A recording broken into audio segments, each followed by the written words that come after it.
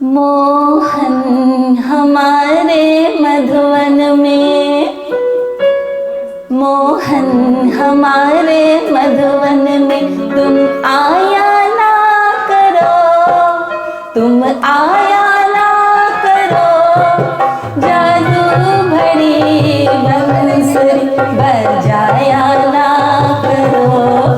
मोहन हमारे मधुवन में तुम आया ना करो, तुम आया ना करो, जादू भरी बंसुरी बजाया ना करो, जादू भरी बंसुरी बजाया ना करो।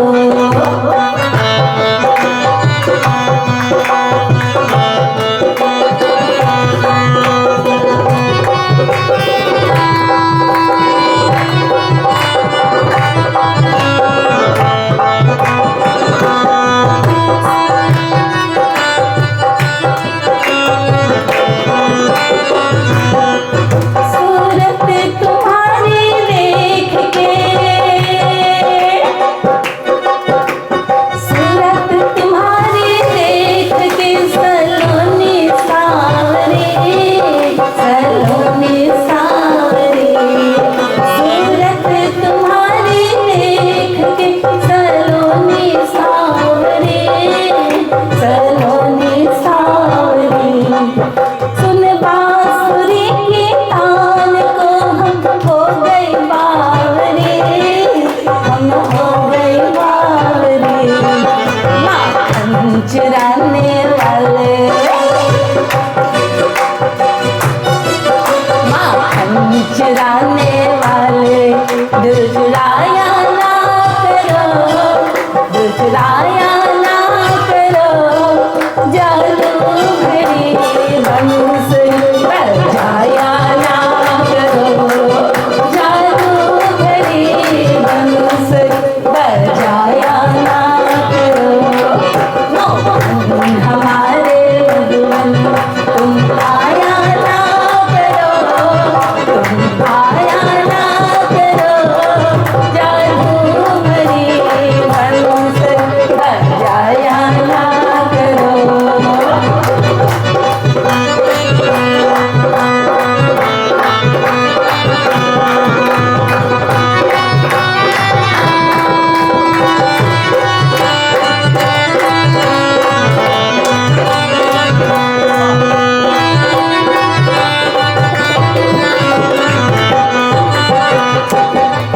माथे मुकुट गलमाल कछ में काछनी सोहे, काछनी सोहे। माथे मुकुट गलमाल कछ में काछनी सोहे, काछनी सोहे। कानों में कुंडल झलके ये मन मेरा मोहे, ये मन मेरा मोहे। इस चंद्रमा के रूप से, इस चंद्रमा के रूप से निभाया ना करो, निभाया ना करो, जादू भरी बंसुरी बजाया ना करो, जादू भरी बंसुरी बजाया ना करो। मोहन हमारे मधुवन में तुम आया ना करो, तुम आया ना करो, जादू भरी बंसुरी बजाया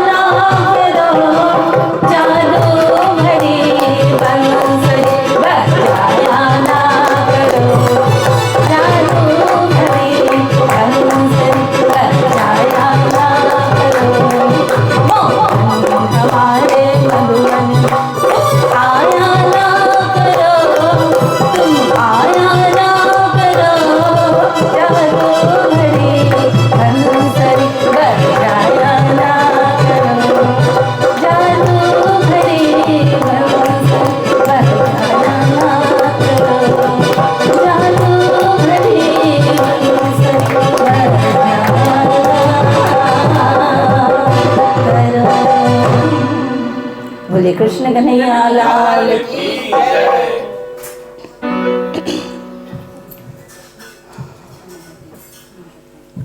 वंदो सतगुरु चरण को, करो धनी प्रेम प्रणाम।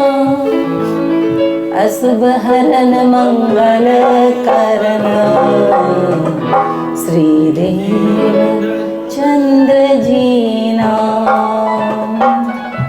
प्रथम लागो दोए चरण को, धनिये ना छुड़ायो खिन्ना।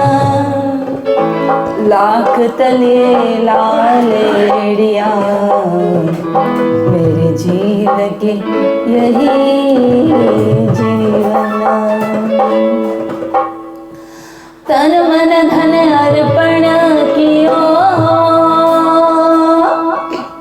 सब तुम पर श्री राज। मन भावे सो ही करो, हाथ तुम्हारे नाम। अखंड अनादि अद्वैत पूर्ण पुरुषोत्तम परम धाम में विराजित साक्षात राज श्यामा जी, जिनके सत्ता के इशारे से करोड़ों ब्रह्मांड बन के मिट जाते हैं। मेरे जीवन के मार्गदर्शक पद प्रदर्शक सद्गुरु महाराज जी, यहाँ उपस्थित संगीतकार बंधु धर्म प्राण सुंदर साथ जी, आप सबके श्री श्री चरणों में मेरा कोटि कोटि प्रणाम। प्रणाम जी। तो आज कथा का पंचम दिवस है इस ज्ञान यज्ञ का। आशा करती हूँ आप सब इस ज्ञान यज्ञ में, इस ज्ञान गंगा में गोते लगाएंगे, निमज्जन करेंगे और अपने हृदय के विकार को मिटा करके अपने हृदय को पावन करेंगे।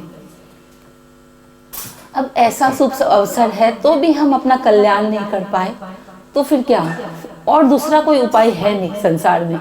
जितना भी भटक ले, इससे अच्छा, इतना सुखद और इससे सहज कोई भी कुछ भी मार्ग नहीं है। और कि इस मतलब वातावरण में भी हम अगर अपने चित्त को अपने प्रियतम के चरणों से जोड़ नहीं पाए, अपने मन को भजन भक्ति में लगा नहीं पाए, तो और तो देखो कोई साधन नहीं है फिर।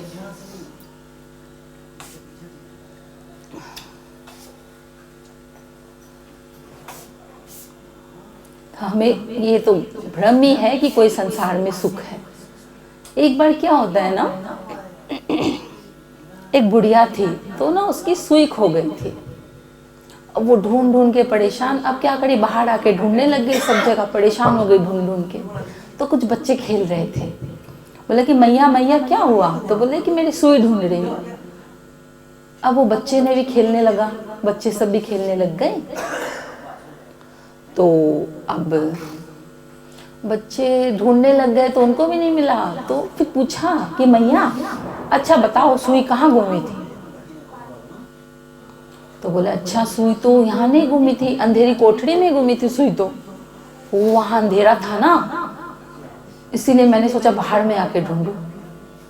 तो अब बच्चे लोग ने समझाया कि अरे मैया सुई जब अंदर खोई थी ना तो अंदर ही मिलेगा। ऐसे ही सुख आनंद कहाँ से खोया है, अंदर से। आनंद रूपी जो सुई है वो अंदर खोई है, हृदय के अंदर। और अब तो हृदय में अंधकार है, तो अब क्या कर रहे हैं, बाहर प्रकाश दिखाई देता है। तो उस सुख को, उस आनंद को हम बाहर ढूंढ रहे हैं, लेकिन खोई कहाँ थी, अंदर। तो यही हमारी हालत है। अब आनंद तो मिलेगा अंदर से, सुख तो मिलेगा अंदर से, और खोज रहे हैं उसको बाहर। जैसे कि एक मृग है ना, एकदम प्यासा है, तो वो रेगिस्तान के रेतीले जंगल में दौड़ता है, आगे पानी मिलेगा। वो क्या होता है ना, उसको रिफ्लेक्शन कहते हैं। उसको लगता है पानी है, आगे पानी है, लेकिन इस तरह से सारी जिंदगी बिता देता है, लेकिन वो उसको पानी नहीं मिलता, वो प्यासा ही मर जाता है। तो इसी तरह से हमारा जीवन है कि हम जो सुख, जो आनंद भीतर है उसको बाहर खोज रहे हैं। तो उस मृग की तरह हम भी अपना जीवन पूरा आगे सुख है पहले बचपन में बोलते हैं अच्छे से पढ़ाई कर लो तो एकदम अच्छा होगा, अच्छी से सैलरी मिलेगा, जॉब मिलेगा, डॉक्टर बनोगे या कुछ भी अच्छे पद में आओगे। अब वो हो गया तो बोलते नहीं अब तो कहाँ, इतना ओवर टाइम करना पड़ता है, सारा रात दिन काम करना पड़ता है, कहाँ सुख है, कोई सुख नहीं। तो बोला नहीं शादी करोगे तब सुख होगा। तो बोले ठीक है शादी करके भी देख लिया। तो बोले नहीं नहीं अब बच्चे होंगे ना तो सुख होगा, बस बस बच्चे हो जाए। तो अच्छा बच्चे भी हो गए, कुछ दिन सुख जैसा लगा थोड़ा सा, फिर लगता नहीं ये भी झमेला है। तो बोले नहीं अब बच्चे की शादी उदी हो जाएगी ना तो काम सब खत्म हो जाएगा तो सुख होगा, फिर बहू आ जाएगी वो घर संभाल लेगी, फिर कुछ नहीं रहेगा। फिर अब बहू भी आ गई तो लगता है कि नहीं अब घर खाली खाली है, पोते पोती होंगे तब अच्छा लगेगा, और फिर वो भी हो जाता है तो भी अच्छा नहीं लगता। अगर एक संसारी को देखिए पूरा जीवन संसार में लगा दिया, जो फैमिली ट्री के टॉप में होता है वो सबसे ज्यादा दुखी होता है। क्यों दुखी? भाई ठीक ही तो काम किया, संसार के हिसाब से तो चले थे हम, अच्छा से कमाया, खाया पिया, मकान बनाया, बड़ा से कुटुंब परिवार बनाया, सब कुछ तो किया भाई, फिर क्यों दुखी? कृपया चुपचाप सब बैठ जाइए और संकेत में बात करिए। तो सारा तो अच्छे से किया, फिर कैसे दुखी?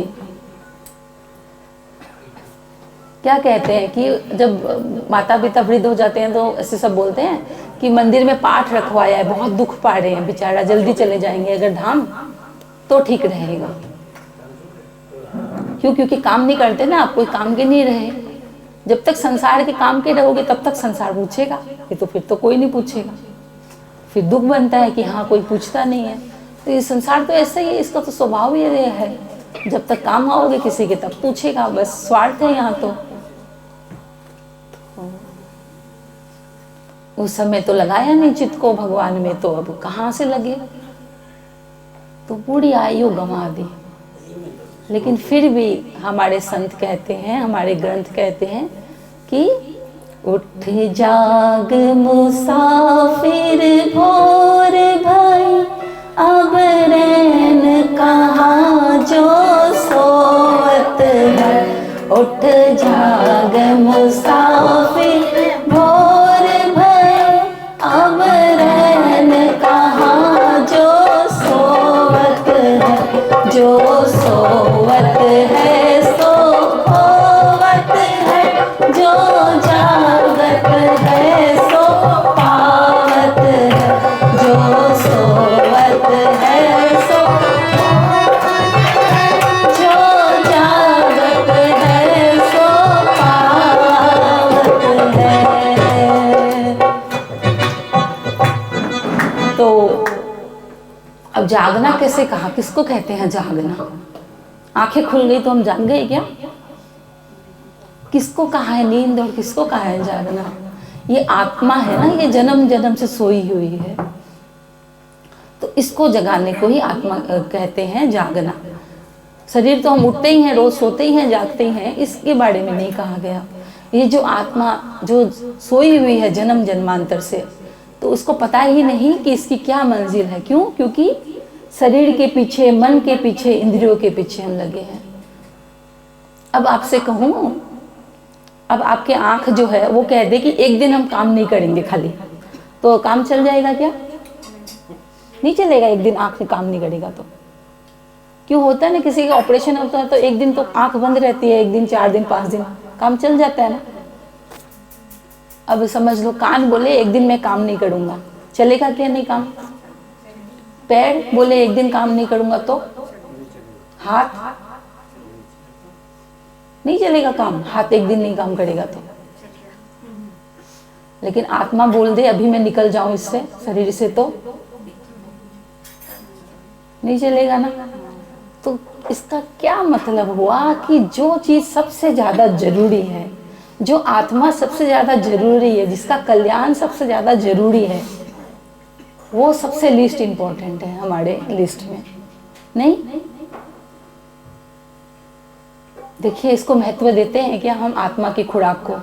न शरीर को, मन को, इंद्रियों को, जीव को, इसमें ही पीछे पड़े हैं। जैसे कि खाना खाने से क्या होता है, शरीर चुस्त होता है ना, दुरुस्त होता है, मोटा ताजा होता है। ऐसे ही जब हम भजन करते हैं तो आत्मा बलवान होती है, आत्मा बलशाली होती है, इसके अंदर संकल्प शक्ति आती है, इसके अंदर फिर कुछ रोग, कुछ भय, कुछ दुख नहीं रह जाता। जैसे कि मुझे एक बहुत अच्छी बात मिली, एक संत ने किसी को पूछा कि आप स्वस्थ तो है क्या? तो स्वस्थ का क्या मतलब होता है कि मतलब स्वयं में स्थित होना, कि आप अपने आत्म भाव में स्थित हो गया। अगर एक रोगी भी है, एकदम रोग ग्रसित है, लेकिन उसके अंदर आत्मचिंतन चल रहा है, वो प्रभु का भजन कर रहा है, लेटे हुए भी, सोते हुए भी, उठते बैठते, तो वो स्वस्थ है। और लेकिन आप स्वस्थ हो शरीर से तो एकदम अच्छे से, लेकिन मन आपका विषय का चिंतन करता है ना, तो आप अस्वस्थ हो। तो मुझे बहुत अच्छी लगी ये बात कि हम रोगी भी हैं, कोई भी बात नहीं, कैसे भी अवस्था में है, लेकिन ये थोड़ी सी ऊंची स्टेज है। कहते हैं ना कि नॉर्मल डेज में अगर हम भजन करेंगे तो ही जाकर हम रोग में भजन कर सकते हैं। अब हमें लगता है कि भजन खाली सुबह का ही काम है, सुबह सुबह कर लो बस, ये आधा घंटा 1 घंटा पाठ पढ़ लिया। अब पाठ जो हम पढ़ते हैं वो तो हमें खुद को ही नहीं समझ आता है, तो उससे आत्मा को क्या खुराक मिलेगा? पाठ तो इसीलिए किया है कि घर परिवार सब ठीक रहे, जो ठीक रहना है नहीं। अब शरीर है तो मिटेगा ही, शरीर है तो जैसे जैसे आगे बढ़ेगी अवस्था वैसे वैसे बुढ़ापा आएगा ही, इसके अंदर तो रोग आएंगे।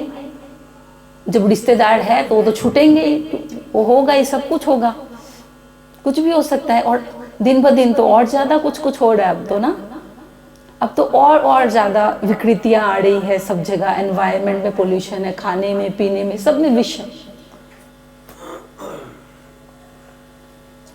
तो एक काम नहीं किया, इसके लिए देखो जन्म दर जन्म दुख पाते हैं और पा ही रहे हैं अभी भी। दुख पाकर भी अगर सत्संग जीवन में नहीं हो तो पूरे जीवन दुख पाकर भी, तकलीफ पाकर भी, संसार का तिरस्कार पाकर भी, लेकिन जब परमात्मा के सन्मुख होंगे ना तो यही दुख, यही संसार मांगते हैं। लेकिन एक सत्संग ही है जो हमें चेताता है, वही हमें बताता है कि क्या मांगना है। ज्ञान का प्रकाश नहीं होने से पता ही नहीं चलता क्या मांगना है। वही दुख रूपी संसार बार बार प्रभु से मांग लेते हैं। इसको गीता में कहते हैं अशाश्वतम दुखालयम। उन्होंने कहा माम उपेत्य तु कौन्तेय पुनर्जन्म ना विद्यते, कि मुझे प्राप्त करने के बाद में तुम्हें पुनर्जन्म नहीं होगा। ये अशाश्वत, ये दुखमय संसार। अब मेरी बात नहीं है, गीता की आप खोल लीजिए, 2 बार लिखा है कि अशाश्वतम दुखालयम। संसार, संसार का मतलब क्या होता है? संसरति इति संसार है, जो हाथ से धीरे धीरे छूट रहा है। हम चाहते हैं कि इसको मुट्ठी में भर के रखे, कुछ छूटे नहीं, कुछ वो हो नहीं, लेकिन ये तो छूटेगा ही, क्योंकि ये छूटने के लिए ही है, नाम ही है इसका संसार। तो धीरे धीरे करके ये तो छूटना ही है।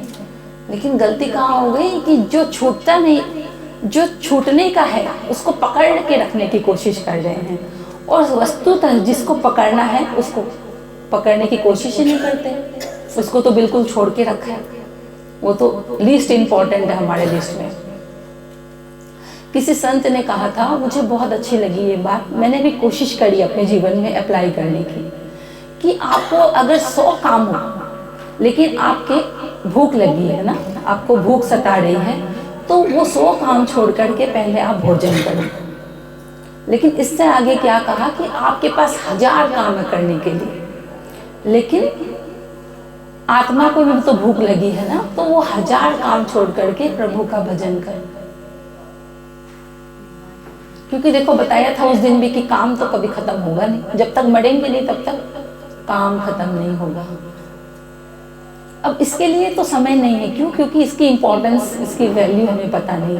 जैसे कि आज हम देखते हैं गृहिणियों को भी क्या करते हैं, वर्किंग जो होती है 7-8 घंटा रोज निकाल लेंगे पैसे कमाने के लिए, है ना नहीं? लेकिन भजन के लिए बोलो तो, कहीं कथा सत्संग में आने के लिए बोलो तो, क्यों? वहां पर प्रॉफिट नजर नहीं आ रहा है, वहां तो सोचते हैं कि, तो वैल्यू जब तक पता नहीं है कोई चीज का, तब तक, जब तक इम्पोर्टेंस, जब तक वैल्यू उसकी पता नहीं, तब तक तो वो नहीं लगेगा ना। वो तो फिर अब पता है पैसे की क्या वैल्यू है, इसलिए हम उसके पीछे दौड़ते हैं। लेकिन भजन की क्या वैल्यू है ये तो सत्संग में आकर ही पता चलता है।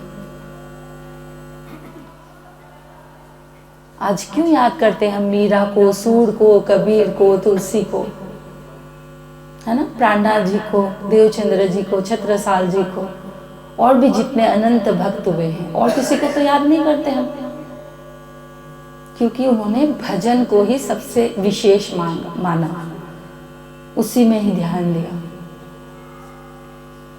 तो इसके पहले भी हमारा जन्म हो चुका है ना, उस दिन भी कहा था, तो सारा काम किया था हमने, घर परिवार का, गृहस्थी का, बैंक बैलेंस भी बनाया होगा, मकान भी बनाया होगा, दुकान भी, सब कुछ किया, लेकिन इस जन्म में काम आ रहा है क्या कुछ? सब जीरो से शुरू करना पड़ता है ना फिर। तो इसी तरह से इस जीवन में भी बहुत कुछ कर लो, बहुत दौड़ लगा लो, भाग लगा लो, लेकिन कुछ नहीं, अंत में मेरे खाली हाथ।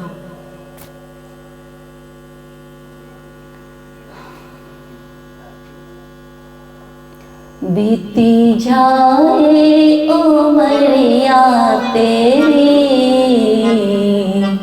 नाम जप ले, नाम जप ले, घड़ी दो घड़ी, ओ बीती जाए उमरिया तेरी, नाम जप ले, घड़ी दो घड़ी, सांसों का ना कोई भरोसा, सांसों का ना कोई भरोसा, तुमने समझा उम्र है बड़ी, तुमने समझा उम्र है बड़ी, नाम जप ले दो घड़ी, ओ बीती जाए उमरिया तेरी, नाम जप ले घड़ी दो घड़ी।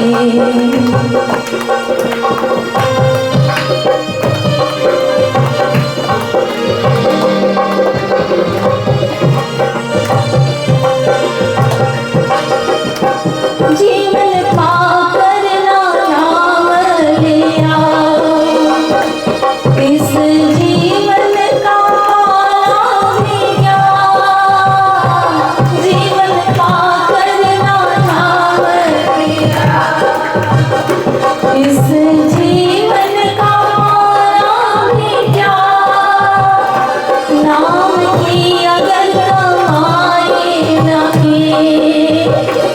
नाम की अगर कमाई नहीं, झूठे धन का कमाना भी क्या, और कमाना भी क्या, मझधार में नैया तेरी,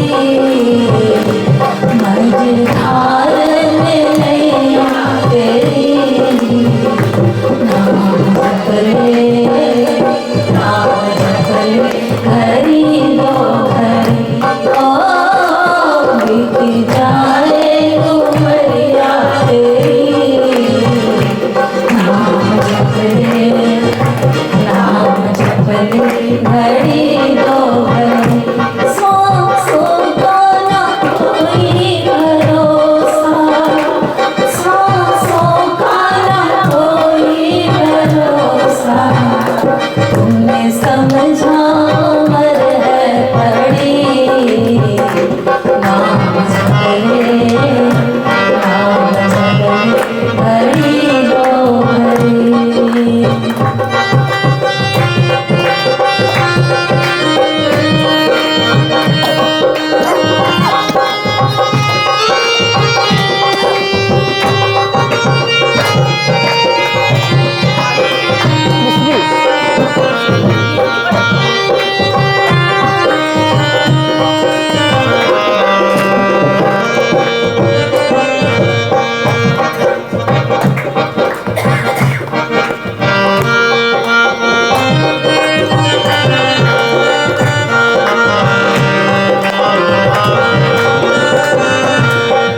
बोले कृष्ण कन्हैया लाल की। की जय।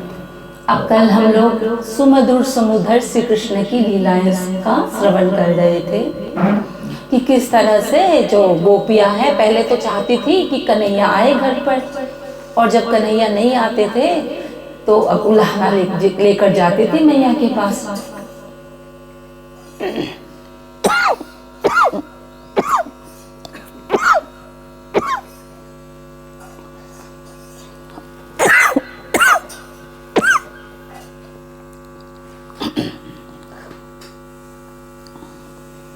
तो कुछ गोपियां आई मैया के पास और कहने लग गई, एक बार तो एकदम दुखी होकर आई कि मैया कन्हैया बहुत सताता है। बोले क्या करता है? तो बोलने लग गई कि देखो अंधेरे में सब आकर के माखन खा जाता है, कोई बात नहीं, लेकिन साथ में सखा आ जाते हैं, बांदर आ जाते हैं, पिल्ले आ जाते हैं, मोर आ जाते हैं, दही खाते हैं, आंगन में ढोल देते हैं, मटकी फोड़ जाते हैं। तो मैया ने युक्ति बताई कि एक काम करो, तुम ना माखन का छीका कुछ ऊंचा करके टांगा करो। तो बोले अरे मैया, एक दिन तो हमने ना पीपल के पेड़ पे डाल दिया, माखन का छीका जो है वहां पर लटका दिया, लेकिन कन्हैया आए और पता नहीं उनको कहाँ से ना बांस मिल गया और एकदम बीचों बीच खड्डा कर दिया, और उनको तो और सुविधा हो गई मैया। अब तो ओक लगा लगा कर धाड़ बनने लग गई, वो धाड़ है ना माखन की, वो नीचे गिरने लग गई। तो इस तरह से माखन से ओक लगा लगा कर सबने माखन खायो। तो बोले कि अच्छा, तो बोले कि ठीक है, एक काम करो।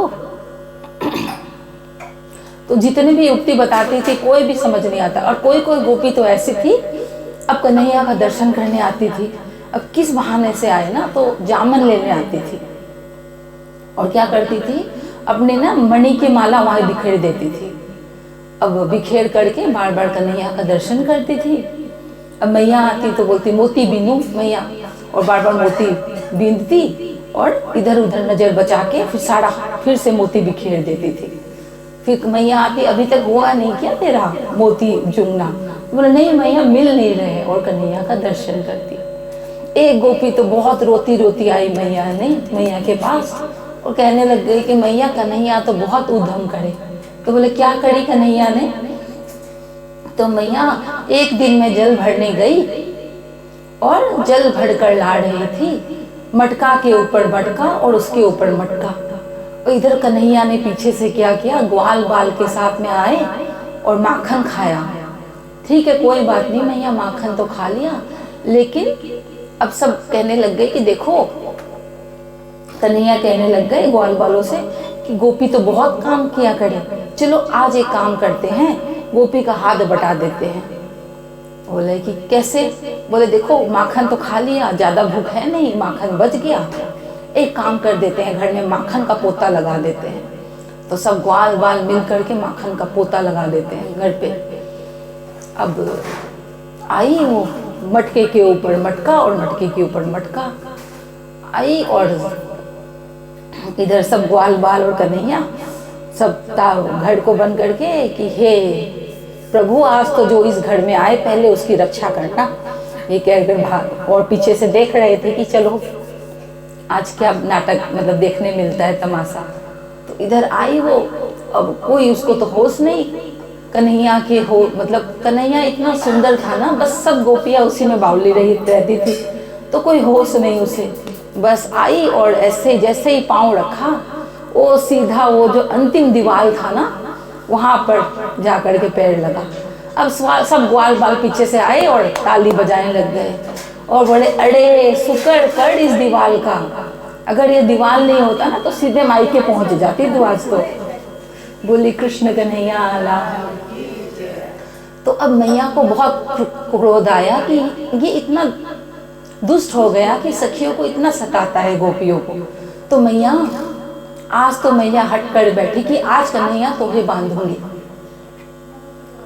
तो अब मैया सब गोपियां कहने लगे कि मैया नहीं, अब हम शिकायत लेके नहीं आया करेंगे, लेकिन आप कन्हैया को मत बांधो। जिनकी मात्र कृपा दृष्टि से सकल जग को पलते देखा, माता यशोदा के आंगन में अश्रु बिंदु बिग धरते देखा। अपना मान टले टल जाए, भक्त कमान ना पढ़ते देखा। प्रबल प्रेम के पाले पर कर, प्रभु को नियम बदलते देखा। भैया भला उनको कौन बांध सकता है, लेकिन मैया का अभूतपूर्व अधिकार है। और अपना मान टले टल जाए, लेकिन भक्त का मान ना टलते देखा। लेकिन तो मैया का अभूतपूर्व अधिकार है। मैया ने इस प्रेम की डोरी से कन्हैया को बांधा है कि पूरा अधिकार है। इसलिए तो कहते हैं ना कि मैं भक्तन का दास, भक्त मेरे मुकुटमणि। लेकिन हमारा प्रेम तो ऐसा हो ना कि उनको हम बांध सके। जब कोई सर्वस्व निछावर करता है ना, जब अनन्य भाव से कोई भक्ति करता है, अपना सर्वस्व जब लुटा देता है, तो वो उस अवस्था में पहुंच जाता है कि फिर प्रभु उसका कहना मानते हैं। फिर प्रभु पूछते हैं कि बता तुम्हें क्या अच्छा लगता है, तुम्हारी क्या आज्ञा है। लेकिन उस भाव के शिखर पर जब कोई पहुंचता है तो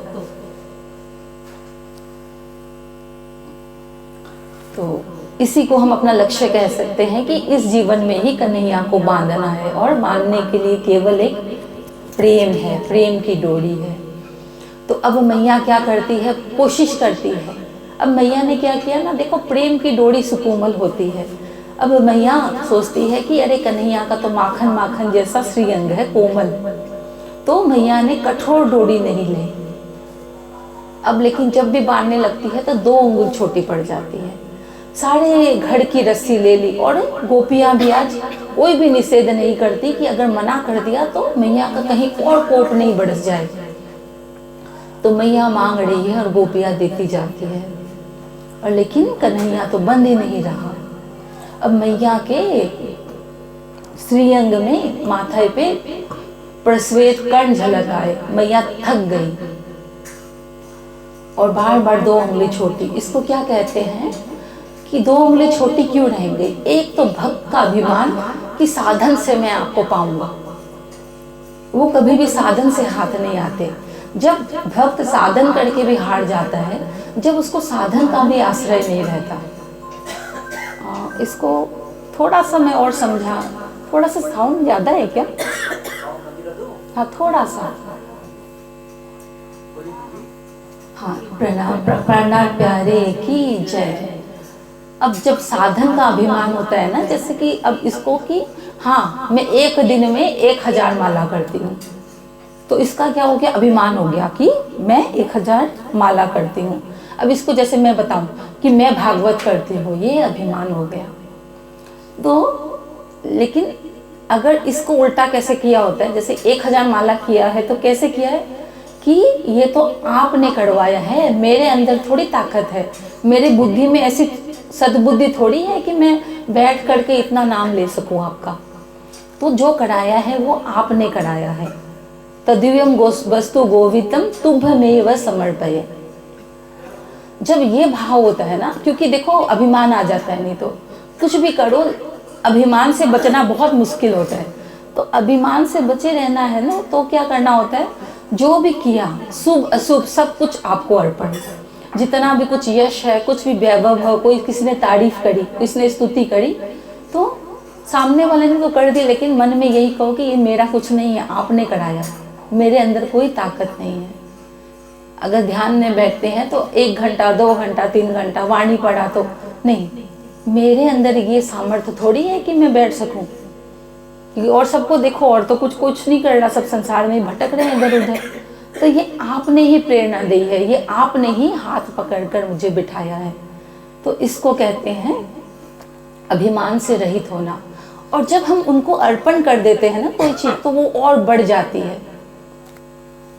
और अहंकार से प्रभु दूर होते हैं और दैन्यता से, समर्पण से वो नज़दीक होते हैं। अब मैं क्या करूँ, ये बात अब मुझे पता है सबके समझ में ये सब नहीं आ सकती, लेकिन अब अगर मैं कथा करने बैठी हूँ तो जो रस मुझे मिला है, जो निचोड़ मंथन करके मुझे मिला है, तो वो मुझे तो मेरा काम है परोसना। अब कोई पात्र होगा तो उसको समझ में आ जाएगा, नहीं तो होता है ना कि इतना व्रत कर लिया मैंने, इतना, तो ये मैं जो है ना, यही दिक्कत कर देता है। बखड़ी मैं करे तो गर्दन छुरी चलाए, और मैना ने तू करे तो दूध भात नित खाए। तो कहते हैं परमात्मा के प्राप्ति में सबसे बड़ा जो अवरोध है वो अहंकार है। मैं की जो ग्रंथि है ना, ये जल्दी से नहीं जाती। सब कुछ हो जाता है, जैसे दान भी कर दिया, लेकिन उसके अंदर भी मैं ले आया तो सारा पानी में, कि मैंने किया मेरे नाम की भूख के लिए, मतलब कुछ भी, जहाँ मैं आ गया वहाँ समझ लो प्रभु दूर हो गया। है प्रेम भूखे श्याम सुंदर, अभिमान ना उनको भाता है, क्षण मात्र अभिमान ना सहे, उन्हें भाव गड़ी भी चाहता है। उन्हें अभिमान नहीं पसंद, करे तो थोड़ा ही करे, लेकिन वो उसमें अभिमान रहित होकर करे। खूब ज्यादा कर लिया, कुछ भी कर लिया, लेकिन वो मैं किया तो सब गया पानी में। मेरी मेरी कड़क दुनी जात है, बोझ ब्रह्मांड सिर लेवे, पाँव पक्को लगता नहीं भरोसा, तो भी सृजन को ना देवे। तो पहला तो कि साधक का अभिमान ना हो कि मैं साधना से आपको पाऊंगा, वो साधना से हाथ नहीं आने वाले। हाँ, इसका मतलब ये नहीं है कि साधन नहीं करना है, लेकिन वो साधन से हाथ नहीं आते, वो समर्पण से हाथ आते हैं। साधना भी करनी है तो उनके आश्रित होकर के करना है कि आपने कराया है।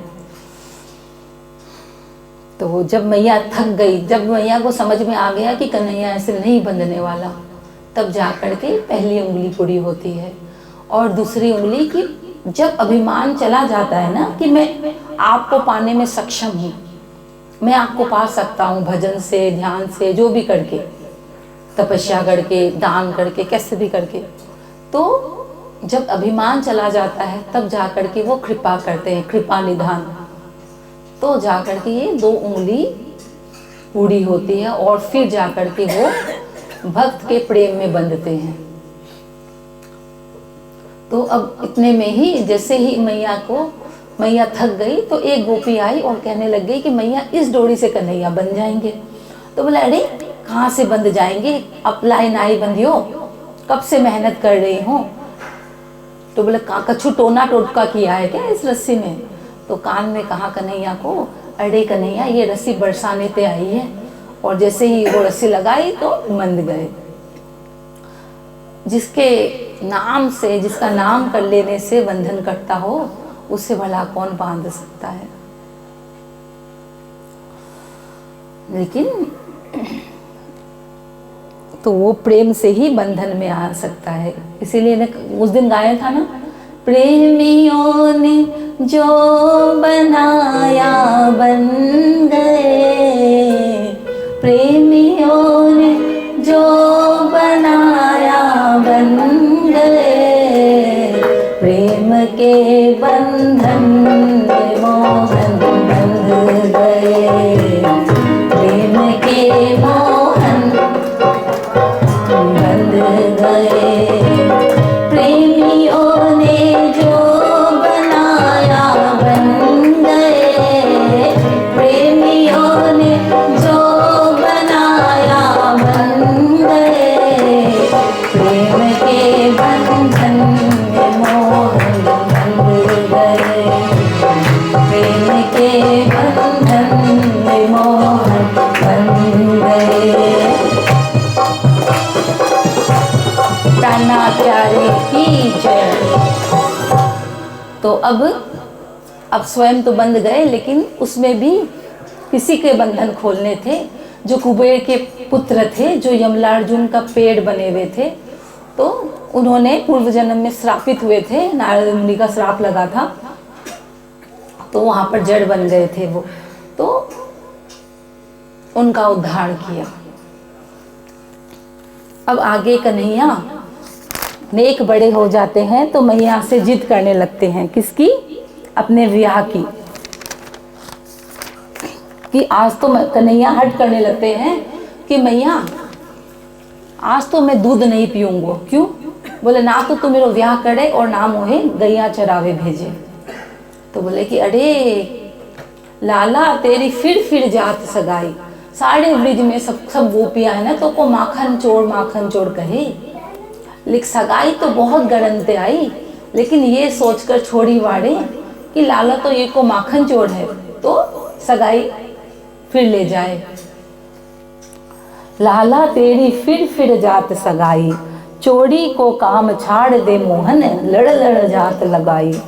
आस करन प्रभु मोहन नागर, फिर गए बामन नाई। लाला तेरी फिर जात सगाई। लेकिन एक दिन तो एकदम ही अटक गए। अब ना तो कुछ खाऊंगा ना कुछ पीऊंगा, ना दूध पीऊंगा ना माखन खाऊंगा, जो ना दही खाऊंगा। आज तो पहले तू मेरा ब्याह ही करा तो ही जा करके मैं कुछ खाऊंगा। तो मैया कहती अरे ब्याह, अच्छा ठीक है, नंद बाबा आएंगे ना संध्या के समय, तब आपको कह दूंगी कि कन्हैया को ब्याह कराओ, और कछु काम तो पीछे करो, पहले कन्हैया को ब्याह कराओ। तो बोले मैया ना वहाँ में तो बहुत देर है जाएगी, कब बाबा संध्या समय आएंगे, तू वहाँ के पहले मेरो ब्याह करा। तो बोले अरे ब्याह कोई ऐसी वस्तु है क्या कहीं से लेकर के आऊं? तो बोले कि देखो, और एक तो तू कालू कलूटो और ऊपर से ब्रज में चोर जार नाम और तेरो प्रसिद्ध हो गयो, कहाँ से लाऊं तेरे लिए बहू? तो बोले कि अरे मैया मेरे बाबा को तो बड़ो सुयश ब्रज में फैलो भयो है, तो जो भी कोई सुनेगो ना नंदलाल को छोड़ा को रिश्ता है, तो बाबा के नाम पे तो बड़ो से बड़े घर को वो अपनी छोड़ी देवे को तैयार है जाएगो। तो मैया पर कहने लग गई कि अरे ब्याह बाबा को होनो है कि तेरो होनो है? तो बोले ना मैया ब्याह तो मेरो ही होनो है। अच्छा कन्हैया बता कैसी चाहिए बहू?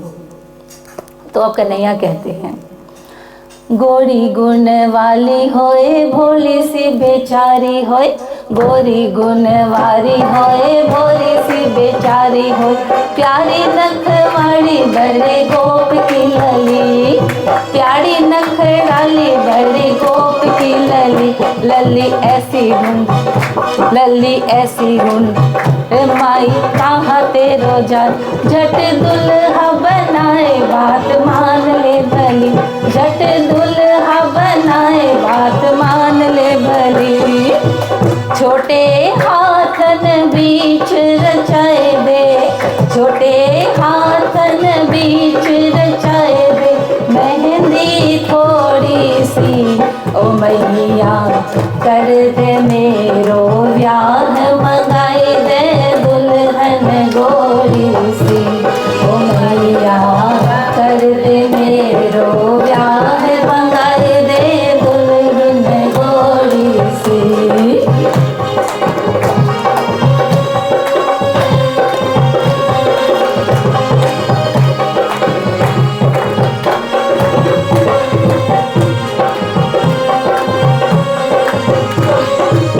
मैया बहुत बड़ी दुल्हन नहीं चाहिए तो कैसी चाहिए? लल्ली ऐसी ढूंढवाए लाऊं गोदी में बिठाए, लल्ली ऐसी ढूंढवाए लाऊं गोदी में बिठाए, रूठ जावे तो मनाए मन कर रखे बस, रूठ जावे तो मनाए मन कर रखे बस, तो सो प्रेम करे आए तेरे चरण दबाए, मोसो प्रेम करे आए तेरे चरण दबाए, होड़े होड़े बतलाए आवे बातन में रस, होले होले बतलाए आवे बातन में रस, रस ग्राहक घन श्याम किशोर, रस ग्राहक घन श्याम किशोर, प्रीत भर चंद्र चकोरी सी ओ मैया कर दे मेरो ब्याह, मंगाए दे दुल्हन गोरी सी ओ मैया कर दे मेरो ब्याह, मंगाए दे दुल्हन गोरी सी।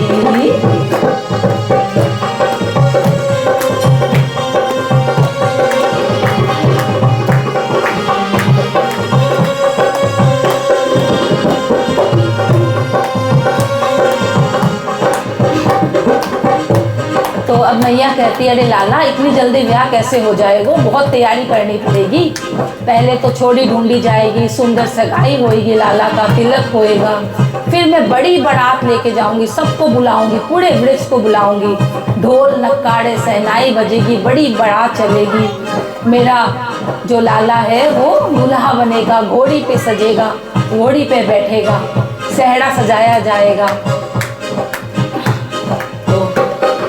अरे मैया इतनी बड़ी बारात नहीं चाहिए, मुझे तो छोटा सा बारात चाहिए। बोले कौन कौन होना चाहिए बारात में? बोले मैया एक मधुमंगल, एक सुबल, एक तोप, एक मधु और एक मनसुखा और एक धनसुखा। अरे तेने तो भैया को नाम ना लियो, दाऊ को नाम नहीं लियो।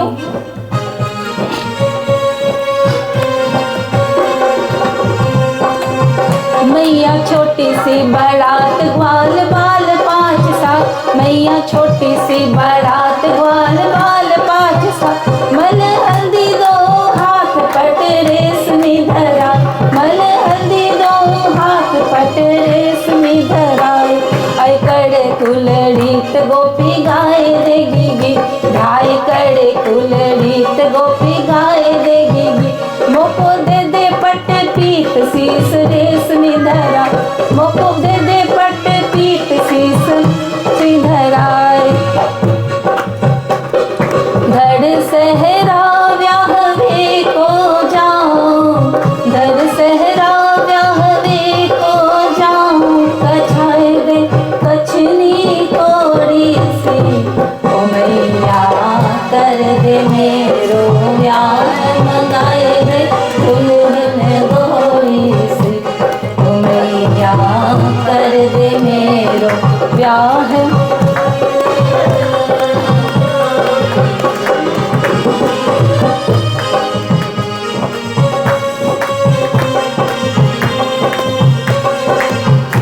एक दिन लाला कहते हैं कि अरे बलदाऊ तो एकदम भी अच्छा नहीं है। क्यों? तो सूरदास जी वर्णन करते हैं कि मैया मोहे दाऊ बड़ो खिजायो। बोले क्या खिजा दियो?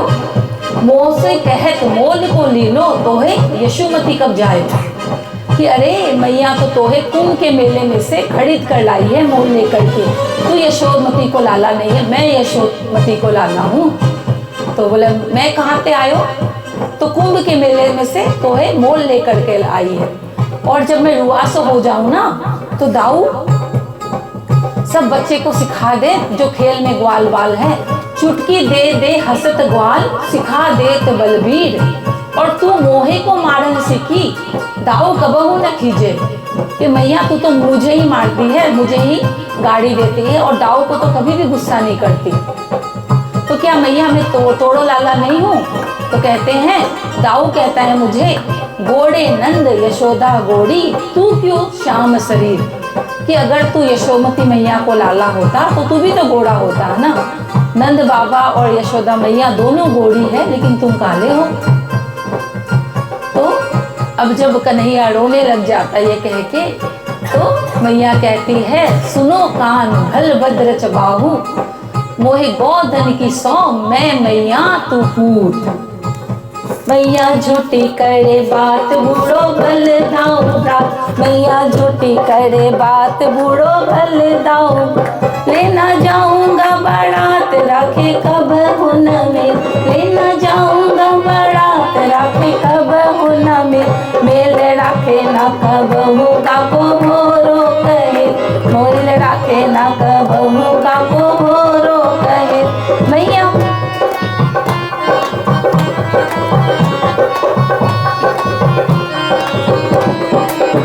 मैया ढूंढ दे बहू जाते बन जावे में, मैया ढूंढ दे बहू जाते बन जावे में।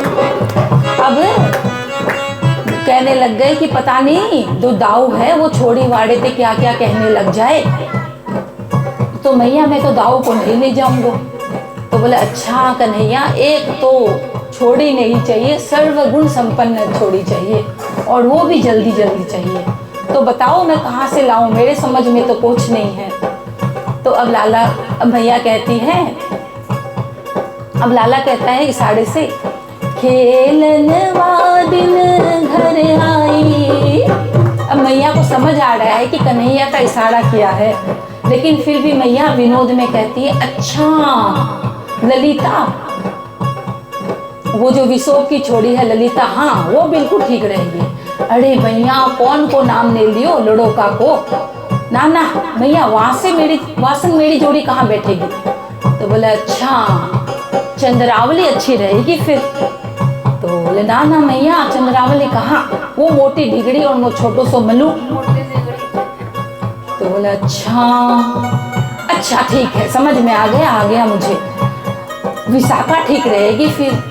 अरे ना मैया, वो कभी सुने नहीं, कुछ बोले नहीं, बाकी मेरी जोड़ी नहीं बैठेगी। अब कन्हैया को डर लग गया कि कहीं मैया कहीं ललिता, विशाखा, चंद्रावली ये सबसे मेरा विवाह ना करा दे। तो कहने लग गए, खेलनवा दिन घर आई, गाँव की छोड़ी भोड़ी सी। अब मैया और कन्हैया दोनों कहने लग गए, विष भानु किशोरी सी, ओ मैया कर दे मेरो ब्याह, मंगाई दे दुल्हन गोरी सी, ओ मैया मेरो ब्याह, मंगाई दे दुल्हन गोरी। एक ये भजन बहुत पॉपुलर है, ज्यादा नहीं गाऊंगी, एक ही गाऊंगी स्टैंजा। राधिका गौरी से आहा, विरज की छोड़ी से, ओह राधिका गौरी से, विरज की छोड़ी से, मैया करा दे मेरो ब्याह। राधिका गौरी से आहा, विरज की छोड़ी से, मैया करा दे मेरो ब्याह। उम्र तेरी छोटी है, ओह नजर तेरी खोटी है, आहा उम्र तेरी छोटी है, नजर तेरी खोटी है, मैया करा दो मेरो ब्याह। राधिका गौरी से, ओह विरज की छोड़ी से, मैया करा दे मेरो ब्याह।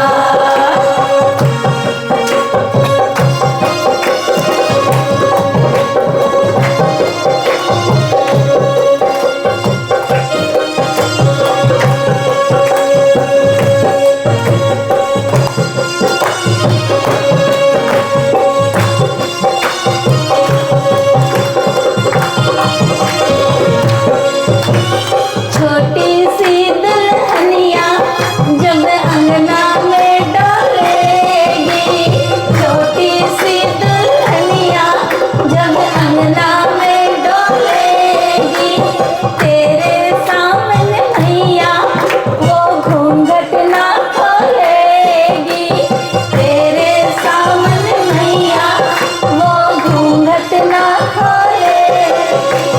भोजन में बनवाऊंगा 56 प्रकार के, राधिका गौरी से आहा, विरज की छोड़ी से, मैया करा दे मेरो ब्याह। राधिका गौरी से आहा, विरज की छोड़ी से, मैया करा दे मेरो ब्याह। उम्र तेरी छोटी है, आहा नजर तेरी खोटी है, आहा कैसे करा दूं तेरा ब्याह।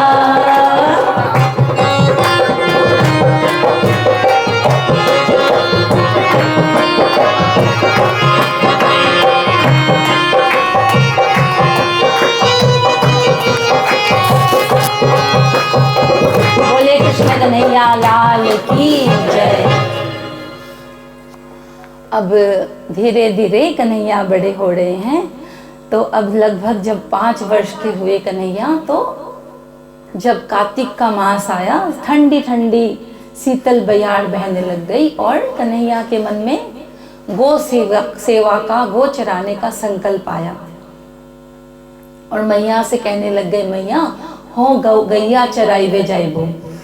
तो बोले, अरे मैया अब मैं देखो कब से तुमने मुझे दूध दही माखन खिला करके पुष्ट कर दिया।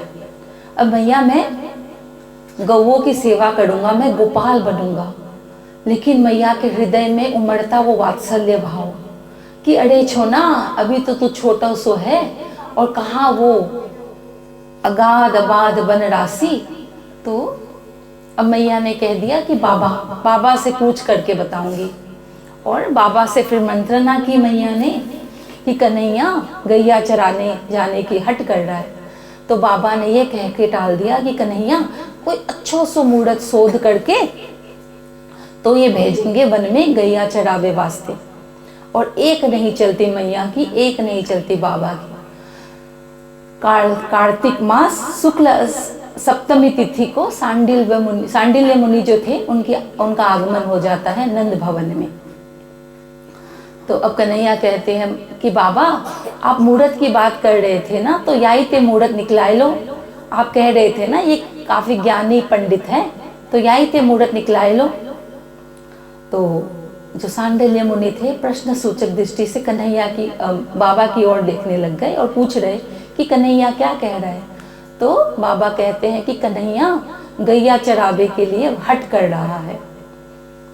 तो सांडिल्य मुनि ने कहा कि कोई भी चिंता मत रखो, ये तो गोपाल है, ये जब गैया चराएगा ना तो आपके गोधन की अपार वृद्धि होगी, और कल ही आप भेज दीजिए इसे गौ चराने के लिए। तो प्रातः ही काल हम टीका कर देंगे और भेज देंगे बछरान के सहित गैया चरावे वास्ते। और प्रातः काल अब मैया आज जल्दी उठ गई है और लाला का सुंदर श्रृंगार किया है। सुंदर कौंधनी उनके कटी पर बांधी है, जिसमें रुंझुन करते हुए कुछ नुपुर है, कुछ पायल है, घंटी है, और सुंदर श्रृंगार किया है। माथे पे मोर मुकुट, पैरों पर पैजनिया, और अंजन आंजते आंजते तो मैया का आज आंखें ही भर आई है। और उसी काजल का एक डिठौना मैया कन्हैया को लगा देती है कि कांवों की उसे नजर ना लग जाए। और सामने मणि जरित पादुका उपस्थित करती है, और मैया कन्हैया कहने लगते हैं मैया ये मैं नाई पहनूंगा, अगर मोहे पन्हैया पहना तो तू पहले साढ़े गौवन को पन्हैया पहना। जब सारी गैया जो है वो पन्हैया पहनेगी, पादुका पहनेगी, तो मैं जा करके पादुका पहनूंगा। मैं कौन हूँ? गोपाल, गो का सेवक, तो मैं तो गौओं के संग पीछे पीछे डोलूंगा मैया। अरे लाला तेरे माखन के जैसा पद चरण कमल, कहीं इस पे कोई कंटक लग गया ना तो मुझे बहुत पीड़ा होएगी। लेकिन मैया जो कन्हैया है ना, उसकी बोलन माधुरी, हसन माधुरी, चितवन माधुरी, उसकी अदाएं देख देख कर तो मैया अनुत्तरित सी रह जाती है। और नंद बाबा निहाल जा रहे हैं कन्हैया के हृदय में उमड़ता वो ग्रो प्रेम देख करके। और अब कन्हैया अपने सखान के संग गैया चरावे वास्ते जाते हैं, और पूरा दिन उन्हें गैया चरावे के लिए एक एक गैया को वो नहीं करना पड़ता, वो वेणु वादन करते हैं। तो जो गैया है अपने आप ही घास चरने के लिए चली जाती है, फैल जाती है पूरे जगह में ना, ब्रज में। और संध्या के समय जब गैया को घेरना होता है तो फिर से वो वेणु वादन करते हैं। और इधर गोपियों का प्रेम कैसा, उन्हें पता है कि कन्हैया संध्या समय लौट आएंगे, लेकिन वो काल, वो समय भी उन्हें, कृपया वो बच्चे को थोड़ा प्राणनाथ प्यारे की जय, वो समय भी उन्हें युग के समान प्रतीत होता है।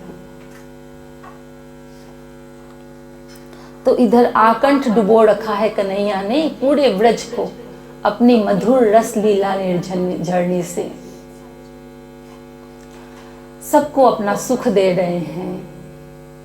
इधर संध्या समय जब वो बांसुरी बजाते हैं तो अर्धचरित ग्रास मुंह में धरकर ही गैया कन्हैया के पास आ जाती है, और इस ललचोही दृष्टि से कन्हैया को देखती है कि देखो हमारा स्वभाव कैसा है कि आप निकट हो लेकिन कुछ ग्रास चराने के लिए हम आपसे दूर हो जाते हैं, और जब आप बांसुरी बजाते हो तो हम आपके निकट आते हैं। तो ऐसी ही अवस्था जीव की है कि कुछ ग्रास के लिए, कुछ दाने सुख के लिए वो अपने प्रभु से विमुख हो जाता है, और वो ही बांसुरी बजा करके हमें बुलाते हैं, हमारा आह्वान करते हैं।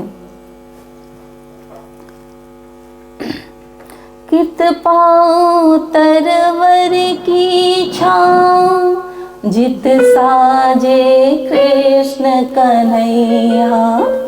कित पाओ तरवर की छाँव, जित साजे कृष्ण कन्हैया। मन का ताप श्राप भटकन का, तुम्ही हरो हरि रास रचैया। मन का ताप श्राप भटकन का, तुम्ही हरो हरि रास रचैया। अब सांझ भई गोपाल में, खोई गैया तेरी। इसी तरह से जीव पुकारता है कि हे कन्हैया, हमें तो श्राप लगा है कि आप ही पुकारो, मैं तो इस संसार रूपी वन में भटक गया। कुछ तुमकों के लोभ में, कुछ सुख के लोभ में, इस संसार रूपी वन में, इस संसार रूपी सिंधु में, इस कांटों के वन में मैं तो कांटों से शरीर मेरा जख्मी, सब कुछ लहू लुहान हो गया, सब कुछ खो दिया मैंने आपको खो के। तो मेरी बस की नहीं है, आप ही प्रभु मुझे पुकारो, मुझे संभालो। सुध लो मेरी गोपाल में, खोई गैया तेरी। तुम ढूंढो मुझे गोपाल में, खोई गैया तेरी। तुम ढूंढो मुझे गोपाल में, खोई गैया तेरी। सुध लो, सुध लो, सुध लो मेरी गोपाल में, खोई गैया तेरी। तुम ढूंढो मुझे गोपाल में, खोई गैया तेरी।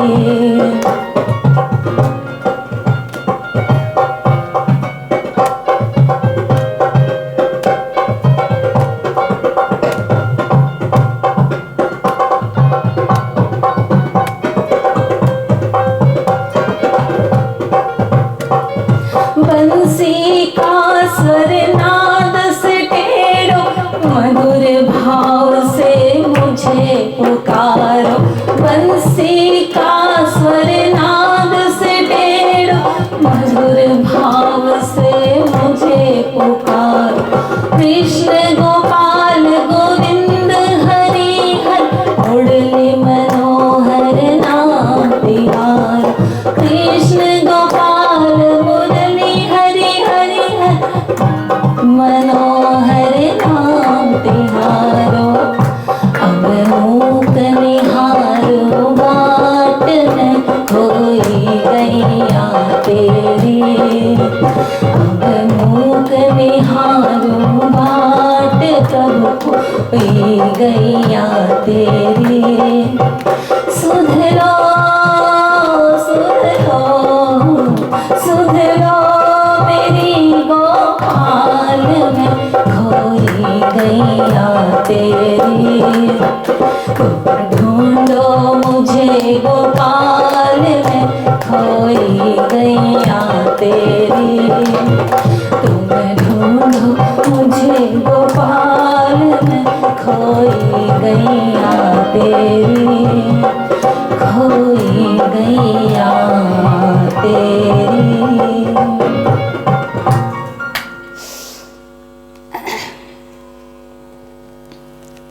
जैसे कि एक ना शिकारी जाल डालता है ना, तो उसमें कुछ क्या होता है, कुछ चावल के दाने कुछ बिखेर देता है, लेकिन क्या होता है, उसका उद्देश्य होता है कि वो पंछी जो है वो जाल में आ जाए ना। तो इसी तरह से विषय चुगे जिन चुगत मन, चुगत कछुक सोई कुछ चुगत कछु सुख होई। विषय चुगा जिन चुगत मन, चुगत कछु सुख होइए। आखिर फांसी ऐसी पड़े, यही समान दुख न कोई। ध्रुवदास जी कहते हैं कि जैसे कि इसी तरह से जैसे कि जाल डाला जाता है ना, कुछ तिनके बिखेर देते हैं, इसी तरह संसार रूपी जो ये माया जाल है ना, इसमें भी कुछ सुख के तिनके बिखेर देती है माया। लगता है अरे जीवन कितना आकर्षित है, कितना चमकीला है, लेकिन फिर फांसी ऐसी पड़े, यही समान दुख न कोई। लेकिन इस तरह से तिनका चुभते चुभते, तिनका चुभते चुभते और बाहर का इंद्रियों का रस लेते लेते ऐसी फांसी पड़ जाती है ना गले में कि इसके समान कोई दूसरा दुख नहीं। तो अब संध्या समय होता है, तो अब जो गोपियां हैं जो कब से कन्हैया का इंतजार कर रही थी, अब सगोधुली की बेला है, तो गो का जो चरण रज है वो वायुमंडल में व्याप्त है। और संध्या समय श्याम सुंदर का जो श्री अंग है, उनका जो नव नील नीरद कलेवर है, घन नील कुंचित केस राशि है, वो मैया ने ना बहुत सुंदर श्रृंगार किया था सुबह। लेकिन अब संध्या समय गैया चराते चराते वन में डोलते डोलते जो वो श्रृंगार है वो विगलित हो गया, बिखर गया। जो मोड़ पिच था ना वो कुछ झुक गया है, बिखड़ी सी अलकावली है। उनके जो चरणों के नुपुर है वो भी ढीले हो गए हैं, कौंधनी भी कुछ ढीली हो गई है, श्रीअंग धूल से दूषित है, वायु गोमंडल गो धूलि से व्याप्त है। और क्या कहते हैं, एक तो व्यक्ति होता है जिसके लिए श्रृंगार जिस पर ओपता है, और एक श्याम सुंदर है श्रृंगार जिसके लिए बना है। श्रृंगार करते हुए तो कन्हैया सुंदर लगते ही हैं, लेकिन जब श्रृंगार बिखरा है, जब विकलित है श्रृंगार, तो और ज्यादा उनका जो सौंदर्य है और निखर के आ रहा है, और ज्यादा और अधिक शोभा में उनकी वृद्धि हो रही है। आवत बने कान गोप बालकन संग, आवत बने कान गोप बालकन संग, नेचुकी खुर रेणु सुरत अलकावली, नेचुकी खुर रेणु सुरत अलकावली। जैसे कहते हैं क्या कि बादलों में जब चांद ढक जाता है ना तो और सुंदर लगता है, वैसे ही उनके जो वो घुंघराले केस थे ना वो मुख में आ जाते हैं पूरे, और उससे उनकी जो शोभा है और ज्यादा सुंदर लगते हैं। और जो कुछ गोपियां हैं, सारी गोपियां सीधी सीधी नहीं आ सकती, बड़ी बूढ़ी औरतों का लज्जा है, संकोच है, तो कोई मणि स्तंभ के पीछे खड़ी होकर के श्याम सुंदर को निहारने की कोशिश करती है। लुकी छुपी गोपियां हैं, कोई पद्मराग निर्मित द्वार है उसके पीछे छिपी है, कोई छत के प्राचीर के पीछे छुपी है, लेकिन हृदय के थाल में वो प्रेम की दीपक जलाए, और उस थाल में दीपक प्रेम का और भाव का सजाए खड़ी है, उस प्रेम देव का निराजन करने के लिए, स्वागत करने के लिए। तेरी चाल गजब मत वाली लगती है प्यारी प्यारी, तेरी चाल गजब मत वाली लगती है प्यारी प्यारी, गुलाली सी लटकनिया पे, गुलाली सी लटकनिया पे, बलिहार प्यारे जो, बलिहार प्यारे जो, बलिहार प्यारे जो, बलिहार प्यारे जो। तेरी मंद मंद मुस्कनिया पे, तेरी मंद मंद मुस्कनिया पे, बलिहार प्यारे जो, बलिहार प्यारे जो।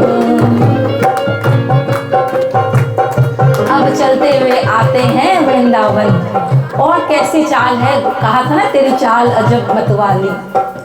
अब सुबह ही मैया ने रतन जड़ित माला माल पहना रही थी, तो कन्हैया ने कहा कि मैया कहीं खो ना दूं मैं, डोलत खेलत गैया चढ़ावत। क्यों?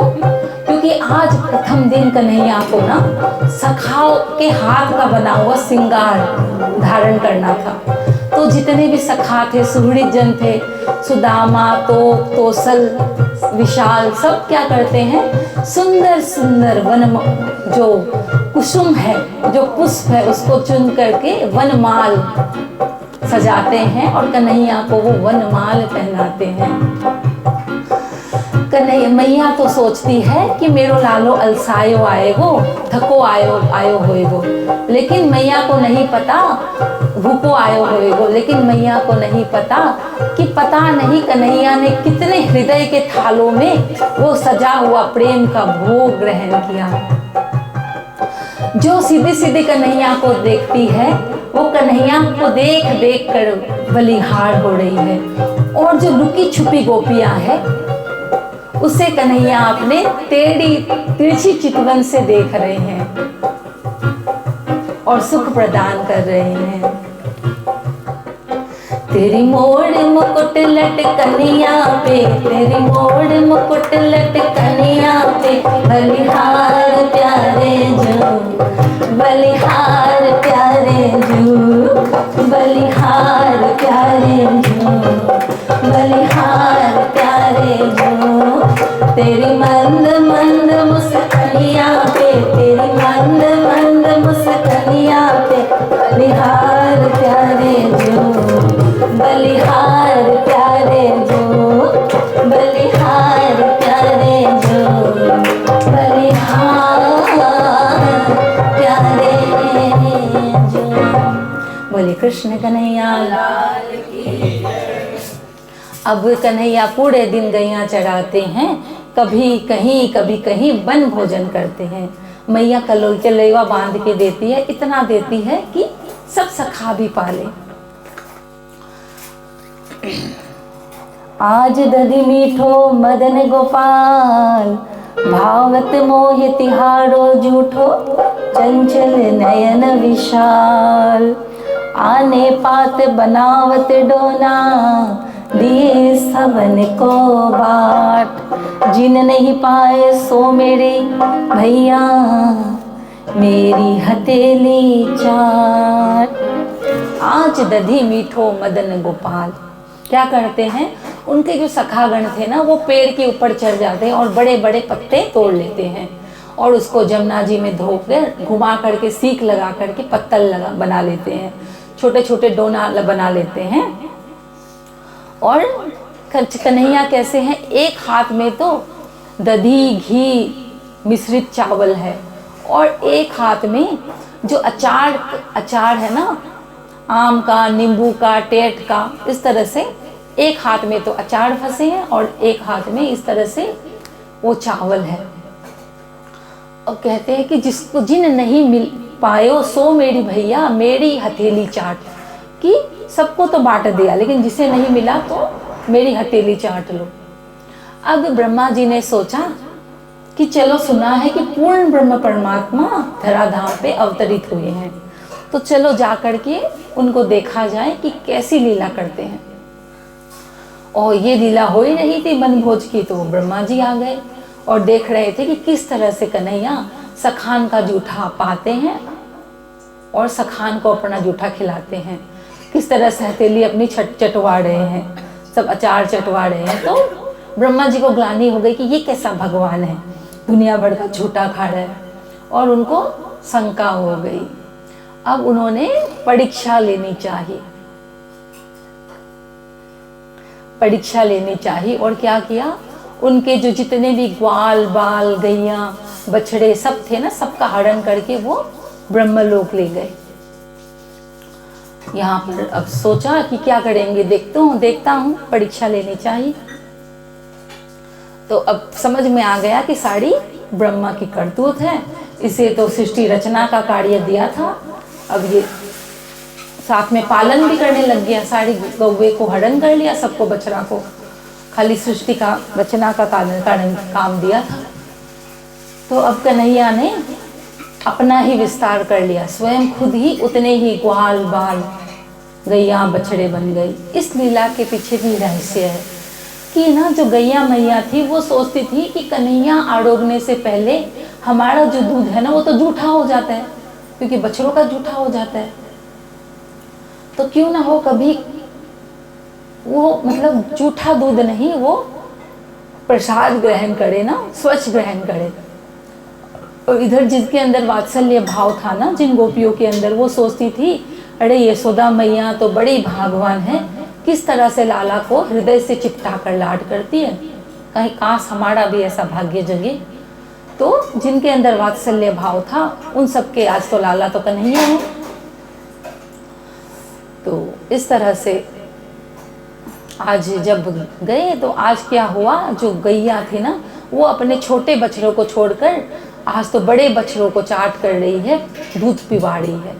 और जितनी भी मैया थी आज तो अपने लाला को लाड कर रही है। तो पता चल रहा है कि नहीं ये तो कन्हैया ही है। और उस समय एक और हो गया घटना, क्या हुआ, जितनी भी कवाड़ी कन्या थी उन्होंने कात्यायनी का व्रत किया था। कुमारी का जितनी थी, क्या कहा था, कात्यायनी नंद, अब मैं भूल रही हूँ श्लोक को, कोई बात नहीं। कात्यायनी का व्रत किया था और मांगा था कि हमारा पति कृष्ण ही होना चाहिए।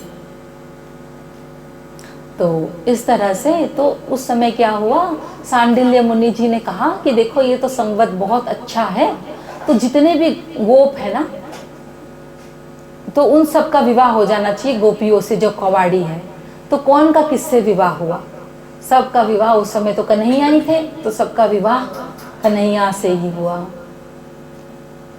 और गाते भी है ना हम, तुम हो एक अगोचर सबके प्राणपति, स्वामी सबके प्राणपति, किस विध मिलो दया में, किस विध मिलो कृपा में, तुमको मैं कुमति, ओम जय जगदीश हरे। तो कौन किससे विवाह हुआ, सब कोई पर पुरुष नहीं था। मीरा ने क्या कहा, ऐसे वर को क्या वरूं जो जन्मे और मर जाए, वड़िए गिरधर लाल को तेरो चुरल हो अमर हो जाए। कि क्या फायदा ऐसे, देखो हम इस संसार में आए हैं तो उनसे मिलने ही आए हैं। उस दिन गाया था ना, जन्म जन्म का साथ है तुम्हारा हमारा, हमारा तुम्हारा, जन्म जन्म का साथ है तुम्हारा हमारा, हमारा तुम्हारा। अगर न मिलते इस जीवन तो लेते जन्म दोबारा, जन्म जन्म का साथ है तुम्हारा हमारा, तुम्हारा हमारा। बोले कृष्ण कन्हैया लाल की जय। और किसी के साथ हमारा साथ नहीं है, उसी एक नंद नंदन श्याम सुंदर वो हमारे आत्मा के पति हैं। तो इसीलिए तो मीरा ने कहा ना कि ऐसे वर को क्या मरो जो आज जिए मर जाए, बड़ी गिरधर लाल को तेरो चुरलो अमर हो जाए। कि वो तो मेरा पति नहीं हो सकता जो नासवान है, मैंने तो अविनाशी का वर्ण किया है। तो उसी तरह से हमारा शरीर का पति कोई भी हो, लेकिन हमारा आत्मा का पति नंद नंदन श्याम सुंदर है। इस बात को जितनी अच्छी जल्दी से समझ ले उतना अच्छा है, क्योंकि आत्मा क्या स्त्री है। क्या हुआ था, एक बार मीरा गई थी किसी संत का दर्शन करने के लिए, तो वृंदावन की बात है, तो जीव गोस्वामी जी विराजमान थे, तो कतार लगी थी। तो उनके जो सेवक थे उन्होंने कहा था कि कोई राजपूत रमणी आई है आपके दर्शन के लिए। तो अंदर से कह दिया कि उनको कह दो कि मैं स्त्रियों से नहीं मिलता। तो अब मीरा ने बाहर से आवाज लगा दिया, कहने लग गई कि मैं भी कोई पुरुष से नहीं मिलती, ये पुरुष की साझेदारी करने वाला दूसरा कौन आ गया। मैंने तो सुन रखा था एक ही पुरुष है, परम पुरुष मेरे नंद नंदन है, सकल गोपीना। सब गोपी है, एक नंद नंदन श्याम सुंदर ही पुरुष है। आत्मा स्त्री है ना, आत्मा चला गया या चली गई? चली गई ना। शरीर तो स्त्री का भी हो सकता है, पुरुष का भी, लेकिन अंदर जो आत्मा है वो स्त्री है। तो उसका एकमात्र पति श्याम सुंदर कृष्ण है। ऐसे तो ये रास में अच्छी से और समझ आएगा ये बात, लेकिन ये खाली ये आया था प्रसंग तो बताया, इसलिए आगे और अच्छे से बताएंगे। तो इस तरह से अब ब्रह्मा जी को शंका हो गई। 1 वर्ष बीत गए। वे 1 वर्ष पश्चात अब ब्रह्मा जी फिर आते हैं, सोचते हैं कि देखो अब तो क्या हाल है ब्रज में। तो दृष्टिपात करते हैं तो देखते हैं कि वो तो लीला वैसी की वैसी चल रही है, सब और आनंद में चल रही है बल्कि। तो इधर ऊपर जाते हैं तो देखते हैं वही फिर ग्वाल बाल बछड़े सब है ऊपर। अब 2-4 बार चक्कर लगाया ऊपर नीचे, सोही मती बौड़ा गई कि ये क्या हो गया। अब एक लीला और कर दी कन्हैया ने, स्वयं ब्रह्मा जी बन करके उनके आसन में विराजित हो जाते हैं और सेवकों से कहते हैं कि देखो बहुत सारे नकली ब्रह्मा घूम रहे हैं, तो इस बार आए तो खबर ले लेना कोई आए तो। अब ब्रह्मा जी जाने लग गए तो सेवकों ने रोक लिया कि आप कहाँ अंदर घुसे जा रहे हो, तो नहीं, आप तो नकली ब्रह्मा हो। तो अब ध्यान में देखा तो अरे वो तो अंदर बैठे हैं श्याम सुंदर। अब गलती हो गई। अब अभिमान में क्या हुआ ना, माफ़ी भी नहीं मांगी सीधे सीधे। सोचा कि उनका जूठा मिल जाएगा तो पाप की निवृत्ति हो जाएगी। और क्या किया, सोचा कि कुछ पक्षी बन जाऊंगा, जब सब ग्वाल बाल कन्हैया जब भोजन करेंगे ना तो उस पत्तल में से मैं ले लूँगा। और आज कन्हैया ने कहा कि देखो संत का क्षण और अन्न का कण ये व्यर्थ नहीं जाना चाहिए, तो किसी को भी जूठा नहीं छोड़ना है। तो कोई भी जूठा नहीं छोड़ती। तो सोचता है कि अब मैं मछली बन करके मैं उस जूठन को ले लूँगा, सब आएंगे हाथ धोएंगे। तो बोले कि आज तो कोई भी हाथ नहीं धोएगा, सब चाट चाट के खाएंगे, उंगली को भी चाटेंगे। तो उनको नहीं मिलता वो प्रसाद, इसीलिए कहते हैं कोटि जतन ब्रह्मा करि थाके, सो जूठन नहीं पाए, सो जूठन प्रभु सहज कृपाते, पंचम निस दिन पाए। कि करो कितना यत्न किया ब्रह्मा जी ने, लेकिन उनको प्रभु का प्रसाद नहीं मिला, और वो प्रसाद सहज कृपा से हमें मिलता है। अब इसको और समझिए कि प्रसाद क्या होता है। प्रसाद मतलब अब जो भी हमें मिला है अपना तो नहीं है, सब उन्होंने दिया ना। जो धन संपत्ति कुछ भी है तो वो प्रसाद है। कोई भी हमारे थाली में आए तो वो क्या है, प्रसाद है, क्योंकि उनका दिया हुआ है। जो भी हमने वस्त्र धारण किया है, जो भी हमारे पास साधन है, वो सब प्रसाद है। इसलिए बोल रही हूँ क्योंकि जब हम इसको प्रसाद भाव से ग्रहण करते हैं ना, तो हमारे अंदर भोग बुद्धि नहीं होती, हमारे अंदर कृतज्ञता होता है कि उन्होंने दिया है। और जब अपना समझते हैं ना तो अंदर भोग बुद्धि आ जाती है, अंदर कामना आ जाती है, सुख बुद्धि आ जाती है। थाली आएगा तो क्या होगा, नमक नहीं दिया, मिर्ची नहीं दिया, ऐसा नहीं, राग द्वेष करके खाएंगे। लेकिन जब समझ आएगा कि ये और कुछ नहीं, ये तो उनका दिया प्रसाद है, तो थोड़ा सा स्वाद इधर उधर भी हुआ तो भी रस आएगा अगर प्रसाद के भाव से ग्रहण किया। कोई भी वस्त्र पहना तो ये तो उनका दिया हुआ है, दिया